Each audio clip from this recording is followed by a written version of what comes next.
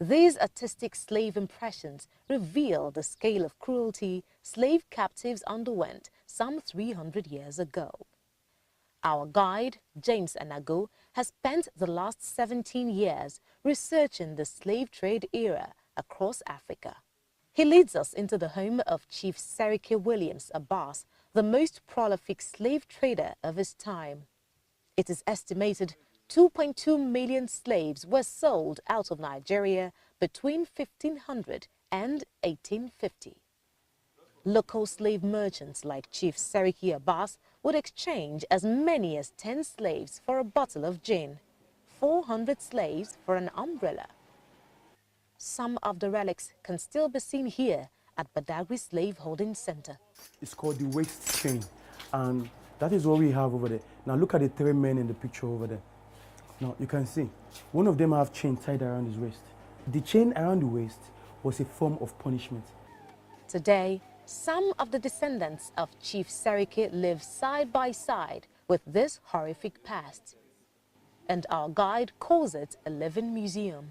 This compound, the idea was for the Brazilian Barracoon of Seriki Abbas to be a living museum. Now when people come, we take them around, we talk about Seriki Williams Abbas of Badagry. Some people will ask us, Seriki Abbas, does he still have descendants? So the idea was that here we'll be able to point at, oh, he's a descendant of Seriki Abbas. That person is a descendant of Seriki Abbas. The museum is among some of the top tourist destinations in Nigeria. Some slave descendants come here to trace their past. Now, it wasn't as if they invited anyone.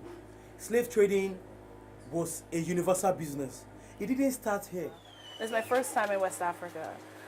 Being here where my ancestors come from is a very, very big deal and quite an emotional experience.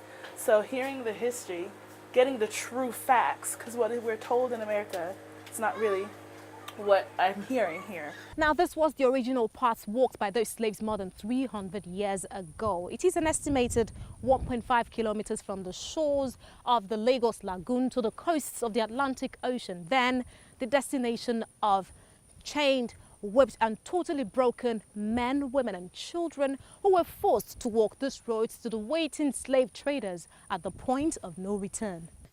The point of no return, where slave captives were sold to slave traders, is devoid of signs of its past. But the crushing force of the Atlantic Ocean waves remain an everlasting reminder of the torturous journey slaves endured across the ocean before they were finally sold into slavery. Christy, China Global Television Network.